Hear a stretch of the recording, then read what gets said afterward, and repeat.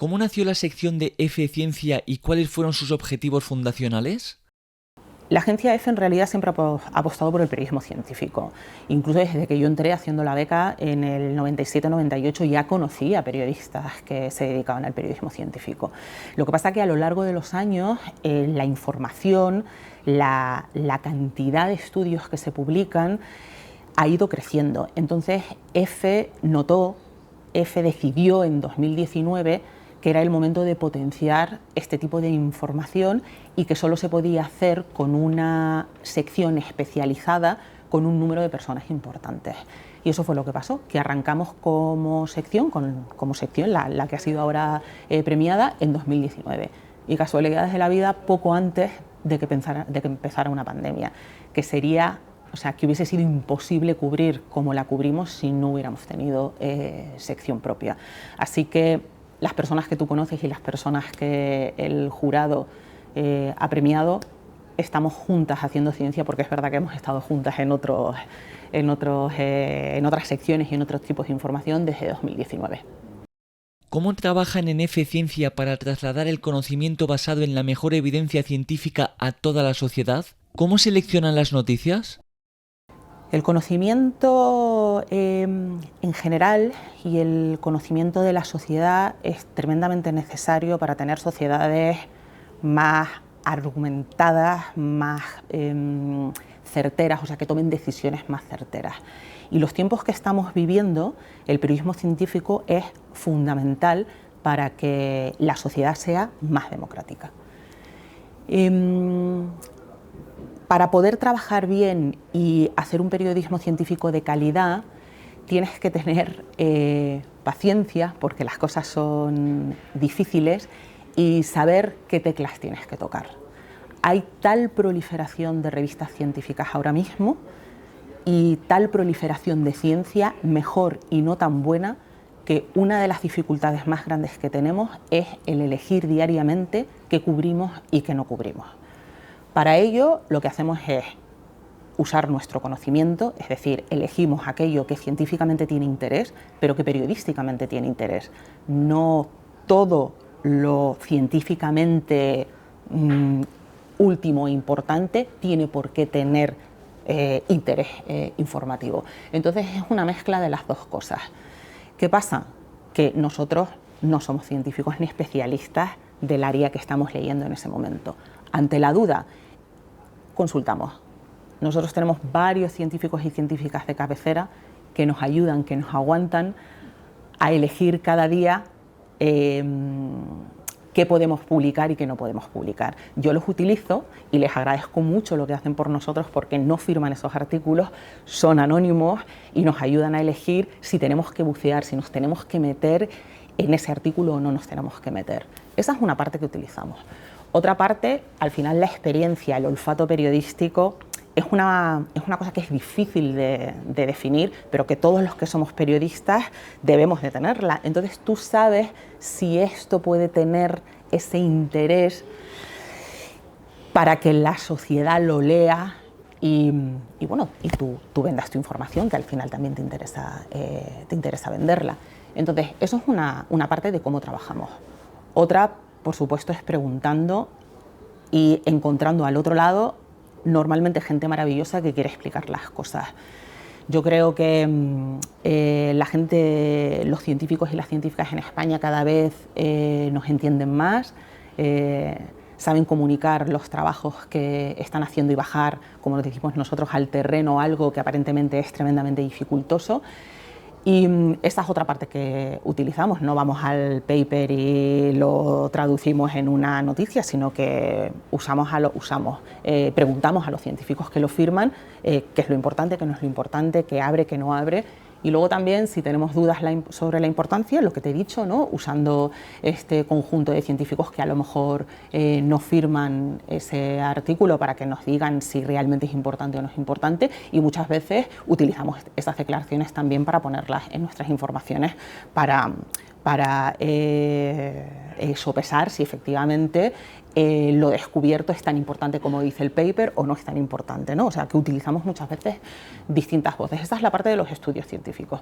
Pero luego, como periodistas, hacemos otro tipo de informaciones, hacemos reportajes que son informaciones más en profundidad, utilizando varias fuentes, y hacemos reportajes de algo que a lo mejor en este momento está siendo importante. Y bueno, decidimos profundizar un poco más porque creemos que eso puede tener un foco más amplio y se puede publicar. Y luego están las entrevistas, que eso es una clave del periodismo. Hacer entrevistas a gente que está haciendo algo importante y que es pionera en ese momento sobre algo que puede ser importante para el futuro de la sociedad, para nosotros es fundamental. ¿Por qué es tan importante la difusión de conocimiento que se realiza desde una agencia como EFE, no solo a España, sino también fuera de nuestras fronteras? Cuentan otros, como la cuentan otros medios de comunicación grandes, pero claro, llegar donde no llegan ni los periódicos regionales ni muchos periódicos de América Latina. Digo América Latina porque al final son nuestros grandes clientes.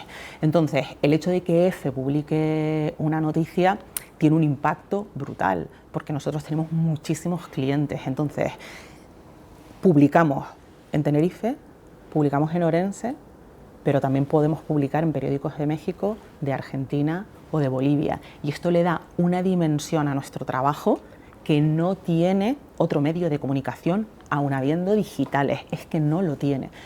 Y nosotros vemos, por lo que escribimos diariamente, que la ciencia se publica. Y se publica mucho en los periódicos que no tienen a gente dedicada a hacer periodismo científico. Y luego hay otra idea que a nosotros también nos gusta mucho, que es al final somos como un vehículo que vertebra, porque al final si tú estás contando, por ejemplo, imagínate en la pandemia, cuando todo el mundo estaba necesitado de información, si tú cuentas una comparativa de las vacunas que se estaban investigando en ese momento, lo va a leer tanto un lector de Sevilla como una lectora de Burgos, como alguien del otro lado en América Latina. Y eso al final da un tono de igualdad a la información que es muy, muy importante para lo mismo, para hacer ciudadanos más informados, más argumentados y democracias más potentes. Así que el valor que tiene la agencia EFE en ese sentido, en general, más allá de la ciencia, es potentísimo. ¿Cómo logran atraer la atención del público a temas científicos complejos sin perder el rigor ni generar falsas expectativas? Los periodistas de agencia tienen un perfil particular. Y en la agencia EFE tenemos esa parte de creernos que trabajamos en una agencia pública, además, donde tenemos que mantener ese perfil que aúna un poco esa manera de ser de periodista de agencia. Eso, curiosamente, creo que todavía se está manteniendo pese a los tiempos, que son difíciles, porque todo es muy rápido y vivimos en el mundo del clickbait, como bien decías. Yo creo que EFE todavía mantiene esa filosofía, y al final también es una cuestión práctica. Nosotros tenemos clientes de todo tipo, de toda orientación. Tienes que ser lo más objetivo posible, porque lo mismo te está comprando la información un periódico, un diario, de una manera de pensar y de la contraria. Entonces también es pura subsistencia, o sea, es muy, muy lógico. Entonces nosotros somos tremendamente objetivos, claro, también en los titulares de la ciencia. ¿Qué campos de la ciencia son los que detectan que en la actualidad más interesan a vuestra audiencia?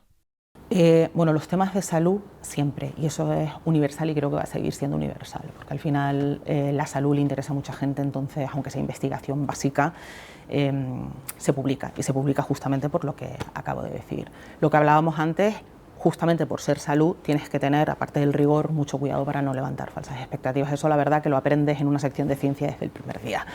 Nada de titulares por encima de la realidad, siempre hay que ser muy cauta y poner las cosas en su justa medida y explicar que todavía queda mucho si es que se consigue lo que ese paper del momento dice. La salud siempre. La astrofísica también. Hay un montón de gente que le interesa y además hay mucha gente aficionada que le interesa muchísimo la información que tiene que ver con la astrofísica y con la paleontología. Pero en los últimos tiempos hemos visto que lo que tiene que ver, que aún todavía es investigación básica, no en todo, pero sí en aspectos amplios, es la cuántica, porque cada vez se están publicando más cosas. En los últimos tiempos, yo te diría que en el último año y medio ha habido una proliferación de artículos en revistas científicas sobre resultados de tecnología cuántica, sobre todo enfocados a los ordenadores, y esto interesa muchísimo. También hay grandes empresas, es verdad que se está publicando con revisión por pares, lo que es importante, y hay mucho de esto, y esto hemos visto que también interesa. Y luego, aunque la inteligencia artificial ya esté casi en todo, sigue interesando mucho cómo sirve la inteligencia artificial para la salud, por ejemplo. Cómo se puede utilizar la inteligencia artificial para mejorar la vida de las personas, pero desde el punto de vista de la salud, desde el diagnóstico, por ejemplo. Este tipo de temas, que también es otra de las cosas que hemos visto que se van publicando en los últimos tiempos mucho, esto también es un campo que se lee bastante. ¿Cómo abordan el reto de informar sobre ciencia en el contexto actual de las fake news que se viralizan a través de las redes sociales? La Agencia EFE, como otros medios de comunicación, tiene un departamento propio de verificación que se dedica más concretamente a este tipo de cosas, que yo creo que además la ciencia es como el complemento perfecto para este tipo de departamentos. Entonces, con independencia de lo que hace este departamento, nosotros es que al final el momento de las fake news y toda la desinformación que hay solo se puede combatir con más periodismo. Y el periodismo científico es un pilar fundamental porque tiende a contar la verdad de lo que se está descubriendo y en su justa medida, sin demasiadas luces, sino contando lo que realmente dice ese estudio y lo que supone, las puertas que abre y los inconvenientes que hay. Entonces, si tú sigues este método, creo que es la manera adecuada para combatir este mundo que hay. Al final hay una diferencia. Los medios de comunicación que tienen departamentos de ciencia lo hacen bien. Yo creo que se hace buen periodismo científico en España. Y creo que tenemos que seguir adelante justamente para combatir el otro tipo, que no lo llamo periodismo, que es el de las fake news. Entonces, a tu pregunta de cómo nos movemos, nosotros a lo nuestro. Si hay alguien que ve algo en un medio de comunicación que nosotros creemos que no se ajusta ya no te digo a la verdad, a lo correcto, o sea, a lo científicamente correcto o importante, pues habrá que explicarlo, porque al final los periodistas especializados somos nosotros. Pero vamos, mi experiencia me dice que en general se confía en las mesas de ciencia y en los periodistas científicos en los medios de comunicación. Yo sigo siendo optimista y creo que el periodismo va a existir todavía mucho tiempo y el periodismo especializado también. Pero el problema está ahí y hay que abordarlo porque creo que es tremendamente grave. Un poco lo que decía al principio, al final hay que hacer sociedades que conozcan, que tengan argumentos, que sean críticas, porque solo siendo críticos eres capaz de diferenciar lo que es una fake news de lo que no lo es. ¿Cómo ven el panorama actual del periodismo científico en los medios españoles? Yo creo que en España se hace buen periodismo científico, cada vez más. Cada vez hay más medios que se están animando a crear espacios de ciencia, pero creo que todavía queda. Y queda sobre todo porque hay que sacarlo a las portadas. Es verdad que la información ahora es mucho más rápida, las portadas dan la vuelta en 4 horas, lo que no pasaba hace unos años, pero creo que los diarios se tienen que animar para tener todos una pestaña en las portadas. Yo no te digo que esté la noticia en la pura portada, pero sí una llamada, que no haya que rebuscar, que no sea un forofo o una forofa el que vaya a buscar la ciencia, sino que haya una llamada en la primera para intentar tener cada vez más lectores. Creo que eso todavía hay que mejorarlo. Al final, yo creo en el efecto contagio. Cuantos más seamos en esto, más periodistas se va a animar a hacerlo. Y a la gente que está en la facultad hay que explicarles que hay periodismo científico, que no lo saben, que hay otro periodismo más allá del deportivo, que es lo que quiere casi todo el mundo hacer. y el político, que es lo que ven en la tele. Hay otro tipo de periodismo, hay periodismo medioambiental y hay un periodismo que se está haciendo bien en España, que se podría mejorar, vale, pero que se está haciendo bien, lo comparto, y que necesitamos gente nueva que se anime a hacer este tipo de información, que es apasionante. ¿Y la relación actual de periodistas con científicos, cómo la ven? Yo hablo desde mi experiencia y desde la experiencia de mi equipo, de la relación entre los periodistas y los científicos. Al principio, cuando empecé en esto, me daba la sensación de que vivíamos en mundos paralelos y que había que explicar demasiadas cosas para poder arrancar. Ahora ya no. Ya creo que hemos llegado a un punto, por lo menos nosotros que llevamos muchos años y que tenemos todos a esos científicos y científicas de cabecera de los que hablar al principio, incluso otros nuevos, que ya entienden que es fundamental contar lo que estás haciendo a la sociedad. Y yo creo que hemos llegado a muy buen punto. Todavía hay que explicar algunas cosas, pero creo que el entendimiento en general es bastante bueno. Creo que sí, creo que es bastante bueno. Creo que no nos tienen tanto miedo como al principio y a nosotros no nos parecen tan inalcanzables como al principio. Al final, si tienes una sección especializada, das confianza. Es verdad que todos podemos cometer errores, pero tú das confianza. Si a un científico o a una científica le llama cada día una persona diferente, pues esa relación no se va a establecer. Así que si al final tú entiendes cómo se hace más o menos la ciencia, cuál es el método, y llamas muchas veces o sigues la carrera de muchos científicos, al final generas una confianza que es imposible generarla de otra manera si no tienes una sección especializada. Fundamental para que la relación sea buena, fundamental. De cara al futuro, ¿cuáles consideran las principales asignaturas pendientes para el periodismo científico en nuestro país? Una pata es la de las universidades, la que te digo de invadir en sentido figurado la universidad para que los chavales sepan que existe este periodismo, y luego también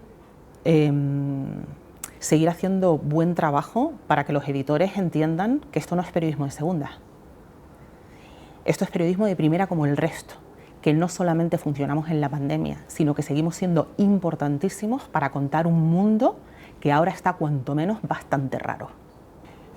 Yo creo que nosotros nos fijamos en las ciencias sociales desde la sección, pero creo que nos tenemos que fijar más, y no solamente nosotros, sino también el resto de los periódicos. Y es una cosa que a mí me encantaría abordar, porque además en España hay importantísimos institutos que investigan en ese sentido. Creo que les debemos de dar una oportunidad, porque ante este mundo raro del que estábamos hablando, es una ciencia fundamental para explicar lo que está pasando y para intentar plantearnos escenarios objetivos de cómo podemos solucionar las cosas. Así que ahí sí, ahí creo que tenemos un déficit en general, la prensa especializada en ciencia, que es verdad que contamos porque contamos cosas, pero tendríamos que hacer un esfuerzo por contarlas más y mejor. ¿Qué significa la concesión de este premio para el equipo de F Ciencia? El recibir un premio de este tipo, en el que está el CSIC y la Fundación BBVA detrás, es para nosotros súper importante.